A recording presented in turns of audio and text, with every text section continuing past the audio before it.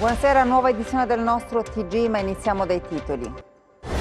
Hanno ricevuto la lettera di licenziamento 30 dei 92 dipendenti della Coop Service in servizio all'ospedale dell'Annunziata di Cosenza. Vibranti proteste nel pomeriggio di oggi nel nosocomio cosentino. Appello a Cotticelli. Dove sei?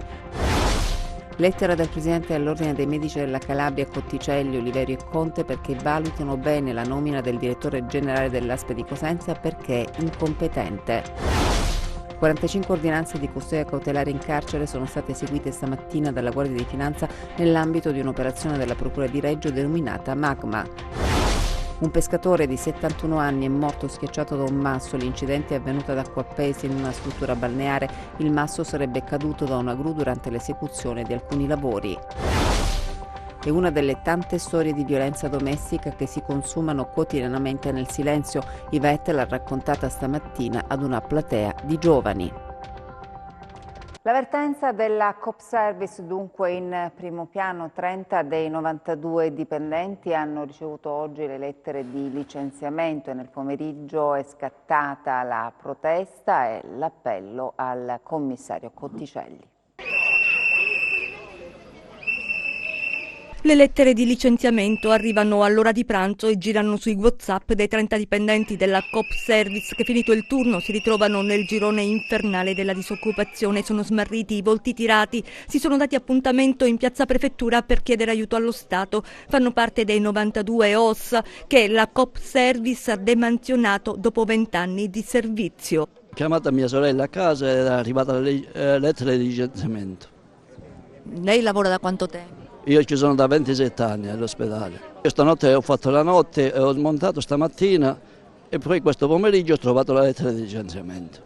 Stavamo quasi per pranzare ed è arrivata questa bella notizia. Diciamo che abbiamo ricevuto gli auguri di Natale in anticipo. Ma c'è stata qualche avvisaglia dell'azienda? No, non abbiamo avuto nessuna avvisaglia. Ormai eravamo tranquilli che i licenziamenti non ce ne sarebbero stati più, così come aveva detto Cotticelli, che se ci sarebbe stato qualche licenziamento dovevano passare sul suo cadavere, invece non è così. Stiamo vivendo un lutto, un vero e proprio lutto. Tutto ciò che è in nostro potere lo faremo. Noi non possiamo accettare questa cosa, è veramente è l'assurdo perché non solo stanno buttando via dei lavoratori validissimi senza nessuna motivazione logica. È vero, ci hanno demansionato, non facciamo più quel lavoro, ma noi serviamo. Si sentono traditi dal commissario Cotticelli. Molti di noi nelle situazioni di emergenza-urgenza, anche essendo stati demansionati da parte dell'azienda, hanno comunque svolto il proprio lavoro, cercando di tutelare sempre l'utenza. Oggi è il giorno dello sgomento, ma non si arrendono, chiedono giustizia, continueranno a lottare.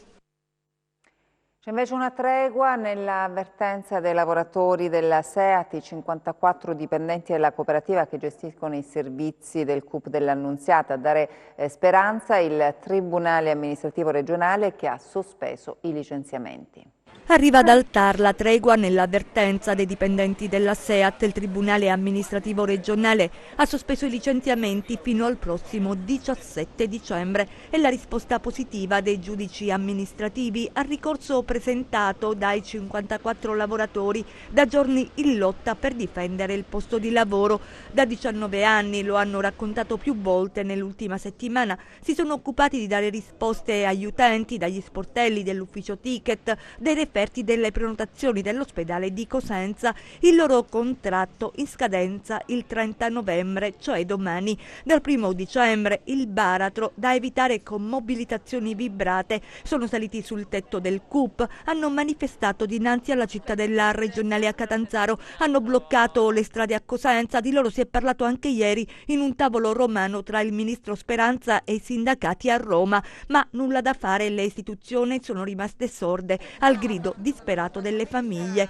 Oggi il sospiro di sollievo, anche se per pochi giorni, arriva dal TAR, una decisione che non lascia indifferente il commissario Cotticelli, il quale, fa sapere il sindacato USB, si è riservato di decidere sul futuro dei lavoratori entro il 17 dicembre, giorno in cui, lo ricordiamo, ci sarà il giudizio del giudice amministrativo. I lavoratori non aspetteranno con le braccia concerte in silenzio, ma continueranno la protesta. Chiediamo fin da subito, rilanciano, un tavolo con il commissario Cotticelli e la dottoressa Panizzoli, in quanto crediamo fermamente che la soluzione sia la stabilizzazione e l'internalizzazione dei lavoratori e delle lavoratrici, non la privatizzazione di un settore delicato come quello della sanità. Dubbi e perplessità sul nome di Daniela Saitta, indicata come commissario straordinario dell'ASP di Cosenza dal commissario Cotticelli. L'Ordine dei Medici di Cosenza ha chiesto lumi sui criteri di valutazione adottati prima al commissario, ora al Presidente del Consiglio dei Ministri.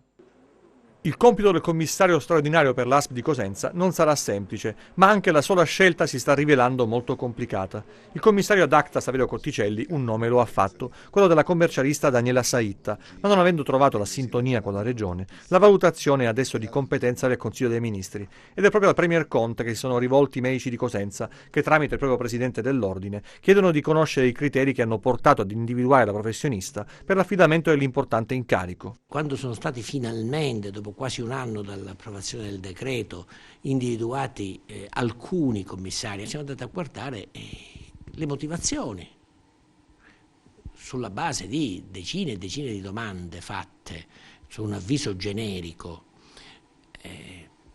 che se c'erano esperienze sanitarie, anche per valutare un attimo. Nello specifico ci sembra che non ce ne siano alcuna esperienza sanitaria, moltissima esperienza fallimentare, di diritto fallimentare, di commissari liquidatori, di moltissimi enti, in genere laziali ma anche nazionali, ma insomma in sanità nulla.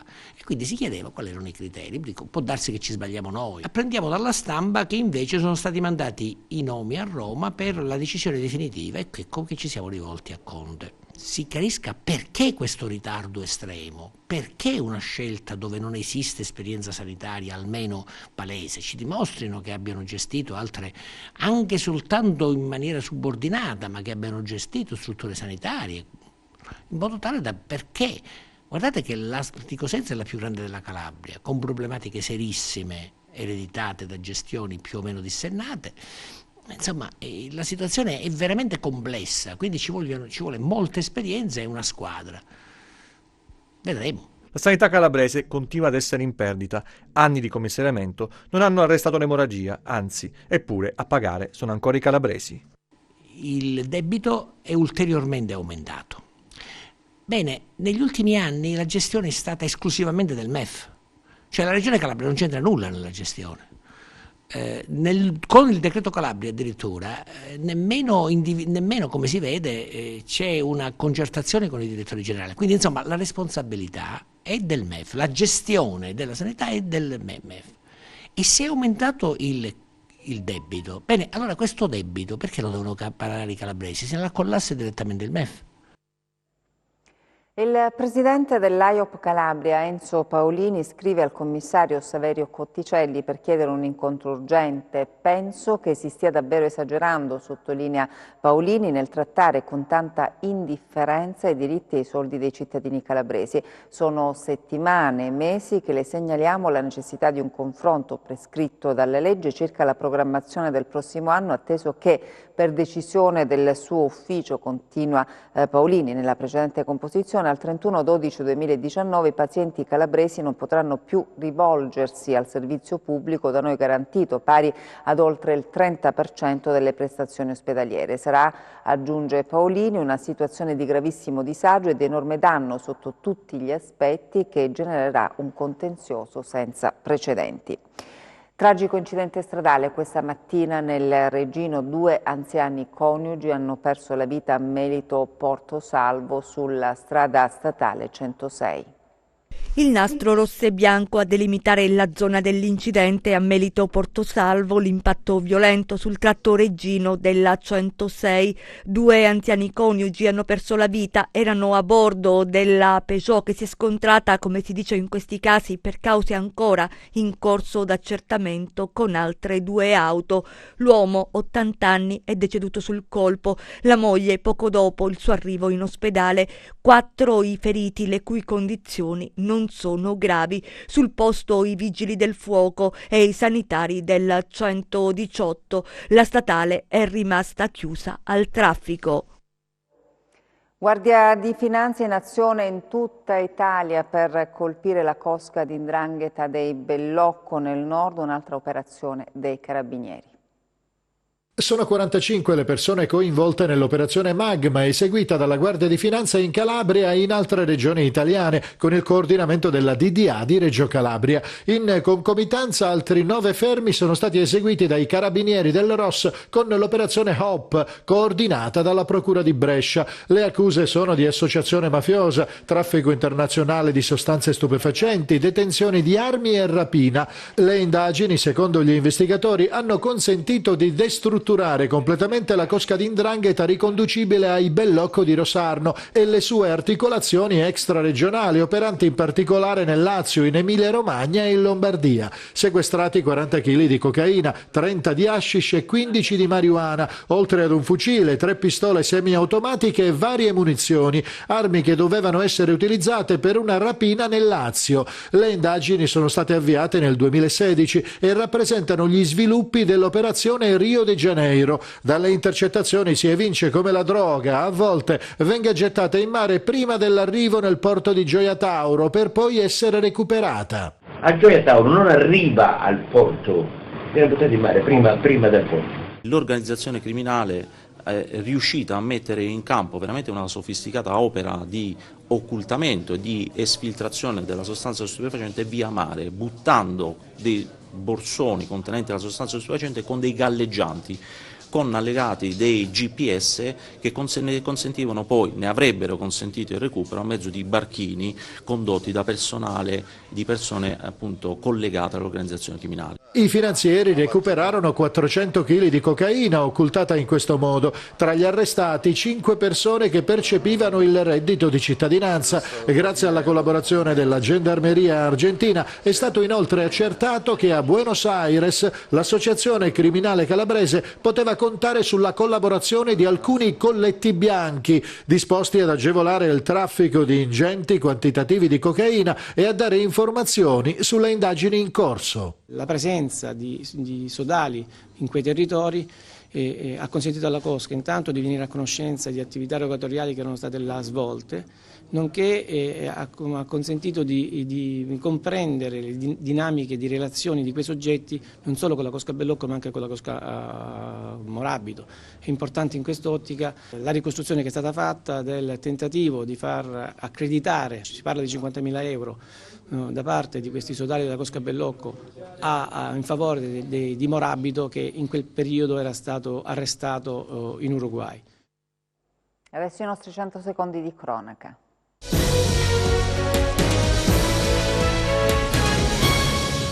Tragedia d'acqua appesa, centro del Tirreno Cosentino, un pescatore di 71 anni è morto schiacciato da un masso. L'incidente si è verificato in una struttura balneare. Secondo una prima ricostruzione, il masso sarebbe caduto da una gru durante l'esecuzione di alcuni lavori. Giallo a Reggio Calabria, il cadavere di un uomo è stato rinvenuto sulla spiaggia a Pellaro. Dai primi accertamenti eseguiti dal medico legale intervenuto sul posto, si tratterebbe di un uomo di circa 60 anni di nazionalità italiana.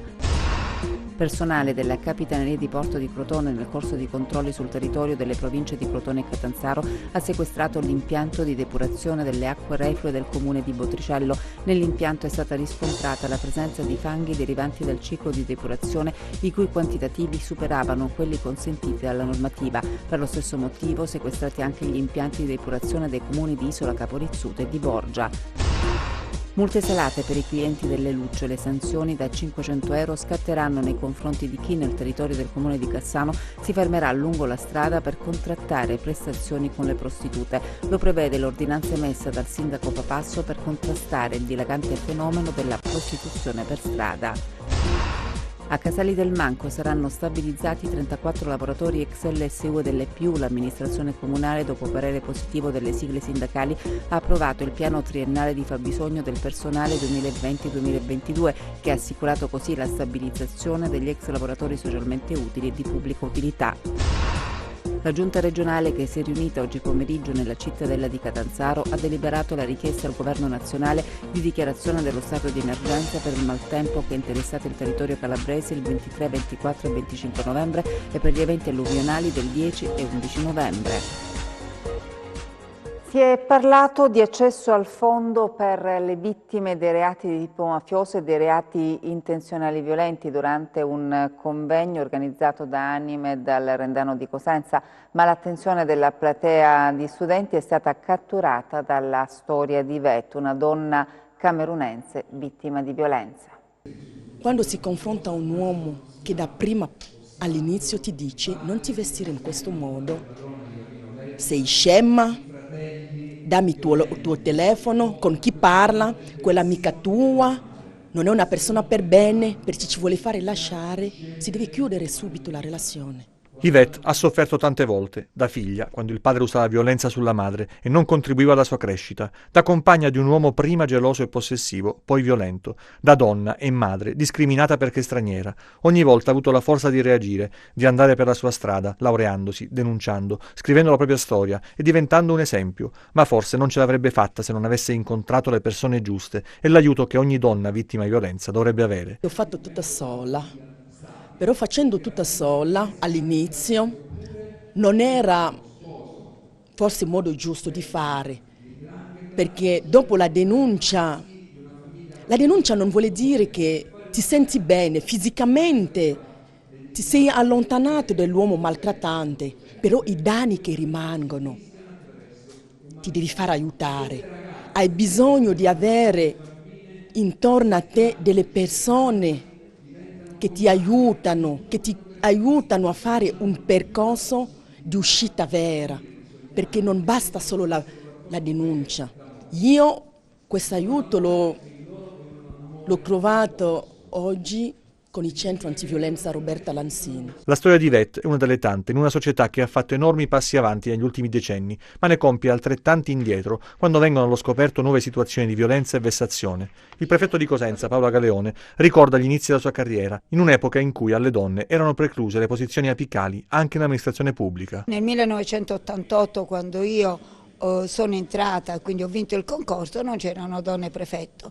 In effetti lo stesso mio padre disse: ma che fai? Intraprendi una carriera quando non potrai mai rivestire i vertici di questa carriera. Poi passò qualche anno ed effettivamente siamo arrivati agli anni 90 e anche le donne hanno ricoperto l'incarico di prefetto. Oggi devo dire la situazione è completamente cambiata, perché città importantissime come Napoli, come Palermo, come Roma abbiamo un prefetto donna. Quindi oggi siamo qui per dire che i sogni si possono avverare, per dare speranza. Presentata la seconda giornata dei musei promossa dalla Regione Calabria.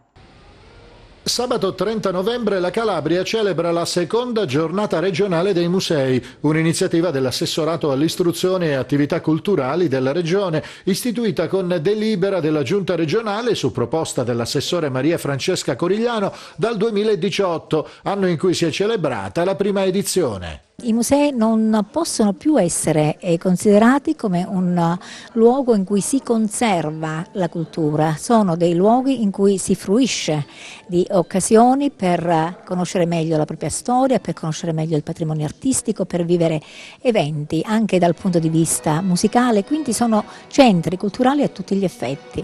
E allora abbiamo voluto istituire questa giornata proprio per valorizzare la presenza dei musei. Devo dire che è stato un grandissimo successo, perché c'è stata una ampia partecipazione e anche quest'anno i musei che hanno aderito sono quasi 100. In ognuno ci saranno momenti di animazione, momenti di apertura al pubblico, momenti pensati per i bambini che vanno educati alla fruizione del museo, e anche a Cosenza ci sarà un bellissimo evento proprio nella sede di Palazzo Arnone dedicato alla accessibilità, con la presentazione di un progetto della Regione Calabria realizzato nelle carceri di Siano a Catanzaro. Con l'istituzione di questa giornata, l'ultimo sabato di novembre di ogni anno, su invito della Regione Calabria, i musei pubblici e privati scelgono di aprire le proprie porte ai visitatori con ingresso gratuito o agevolato, con lo scopo di ampliare le possibilità di fruizione e conoscenza del nostro patrimonio a tutti i cittadini. Per l'occasione, molti musei organizzeranno eventi di divulgazione e di intrattenimento che accompagneranno la visita alle preziose collezioni custodite proprio nei musei. La fiera dell'editoria invece adesso ci porta a Vibo. VBook, la fiera degli editori calabresi, si terrà a Vibo Valentia dall'8 all'11 dicembre. Il programma di questo evento, che porterà Vibo Valentia ad essere la capitale della cultura calabrese, è stato presentato nel corso di una conferenza stampa in comune, presenti i giovani dell'associazione Electa che hanno ideato ed organizzato un expo che offrirà momenti di arte, tradizione, cultura e divertimento, il tutto all'insegna dell'editoria Chilometro Zero. Vibo ha un grande fermento culturale e questa iniziativa ne è ulteriore dimostrazione. Ancora una volta il nostro Palazzo Gagliardi e comunque la nostra città si conferma polo culturale di attrazione per tutto l'Interland, quindi come può notare un pezzo alla volta ci stiamo riappropriando del nostro ruolo di città capoluogo di provincia, non solo ma al centro della regione e forse anche a livello nazionale per il lancio di messaggi culturali assolutamente innovativi. Autori locali e personaggi del mondo culturale nazionale si alterneranno nei saloni del monumentale Palazzo Gagliardi con formule innovative attraverso l'utilizzo dei diversi mezzi di comunicazione, radio, web, tv, app per smartphone e social network. Non abbiamo voluto gravare nelle tasche dei cittadini, noi abbiamo realizzato una manifestazione con fondi solo privati, abbiamo coinvolto tutte le attività, abbiamo creato delle local partnership con le attività locali che ci danno una mano e noi diamo una mano a loro, nel senso che tutte le attività locali comunque cercheremo di creare 4 giorni di attività che saranno intensi, per cui Vibo prenderà vita sia nel centro storico che sul corso. Nel Regino adesso per il successo del film Tutto calabrese girato in Aspromonte.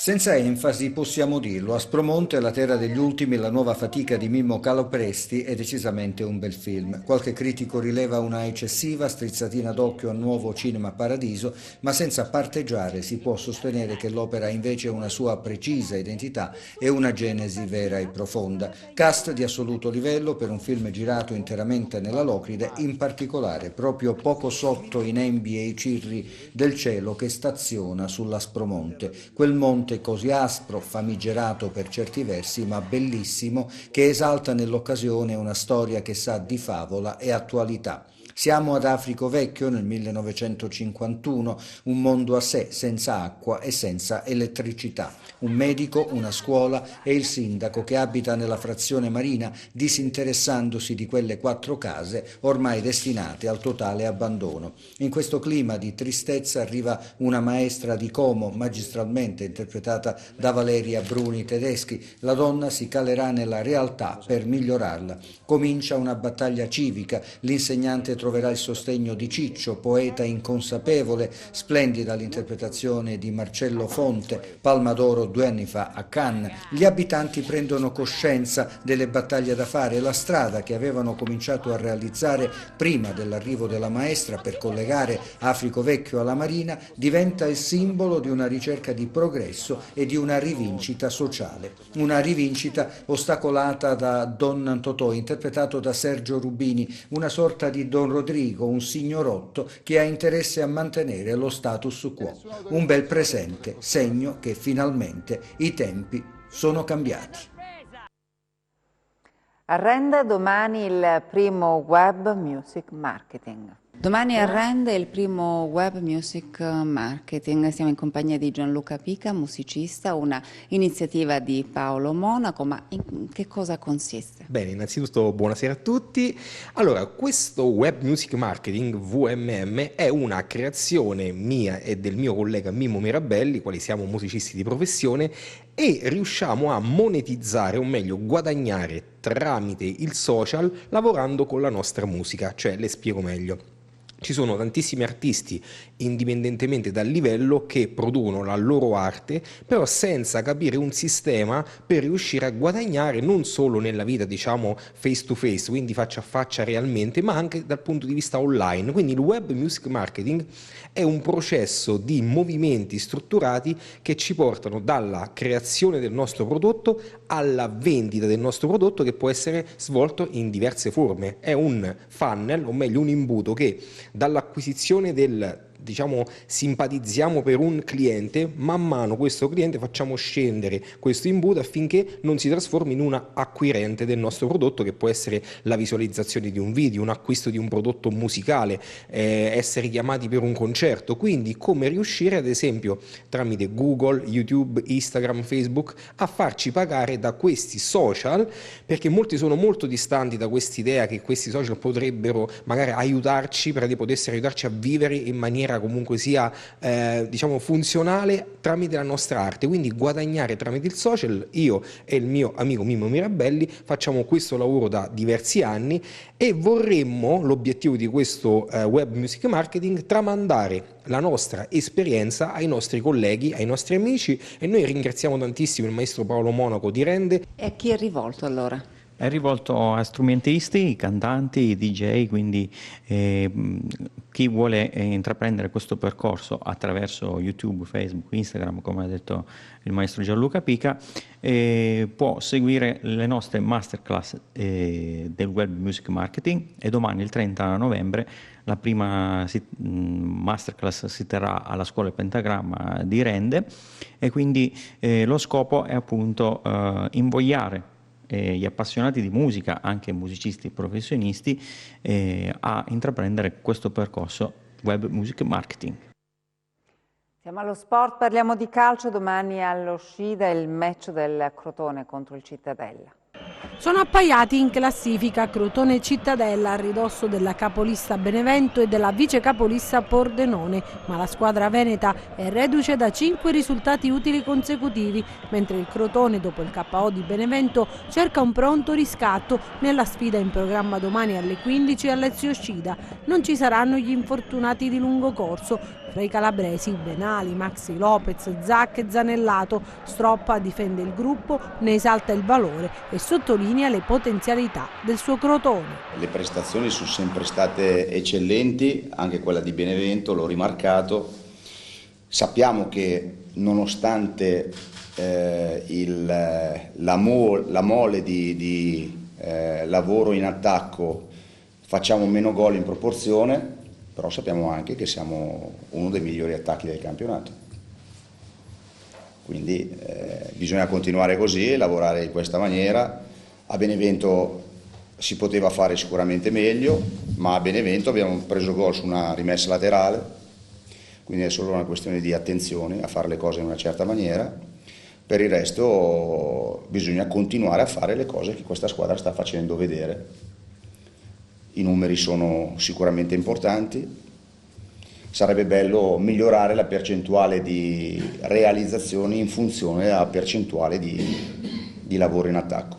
Massima concentrazione dunque per la sfida di domani. Venturato punta a fare il risultato in Calabria, ma Stroppa ha la ricetta giusta per contrastare il Cittadella. Se il Crotone fa quello che sa fare non ci sono assolutamente problemi, si può vincere, si può perdere negli episodi.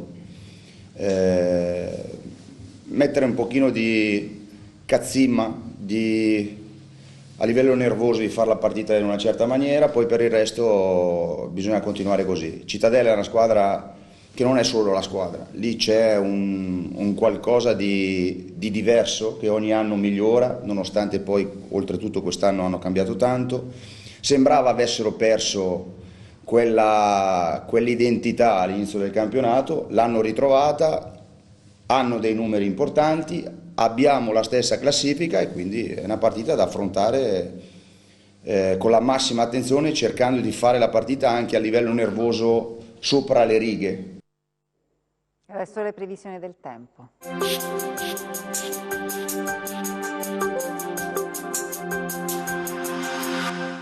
La nostra regione continua ad essere interessata da correnti occidentali umide e miti che causeranno una debole instabilità principalmente sui versanti tirrenici. Le temperature resteranno al di sopra delle medie stagionali di alcuni gradi. Domani nuvoloso sui versanti tirrenici con piogge sparse. Sulle aree interne nuvolosità irregolare con possibili piogge. Altrove cielo parzialmente nuvoloso senza fenomeni di rilievo.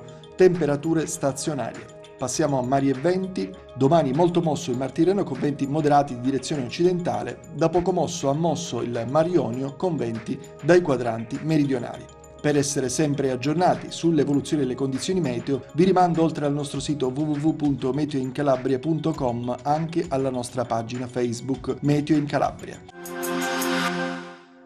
Ed è tutto, grazie per l'attenzione e buona serata.